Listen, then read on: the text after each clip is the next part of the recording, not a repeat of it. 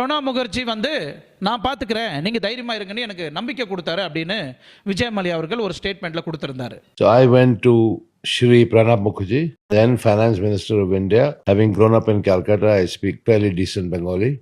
So இதில் கவர்மெண்ட்டோட pressure வந்து ஜாஸ்தி இருக்குது அப்படின்றத வந்து விஜய் மல்லையா அங்கே தெரிஞ்சுக்கிட்டாரு.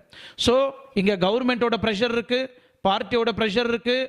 அப்போ இருந்த நம்ம நாட்டில் இருக்கக்கூடிய 2 மேஜர் பார்ட்டி வந்து பாலிடிக்ஸ் இருக்கு, மற்ற பார்ட்டிங்க இன்வால்மெண்ட் ஆயிருக்கிறாங்க, கவர்மெண்ட்டுக்கு இன்வால்மெண்ட் ஆயிருக்கிறாங்க.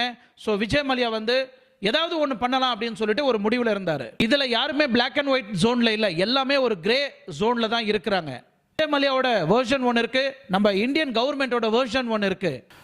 ஆனால் முக்கியமான ஒரு சிம்பிள் லாஜிக் வந்து கவர்மெண்ட் மறந்துட்டாங்க, விஜய் மல்லையாவை சேர்த்தும் மறந்துட்டாங்க. இதில் முக்கியமான லாஜிக் என்ன நீங்கள் பார்த்தீங்கன்னா, ஒரு பிஸ்னஸ் நம்ம எப்படி பண்ணுவோம், ஒரு வியாபாரம் எப்படி பண்ணுவோம், 10 ரூபாய்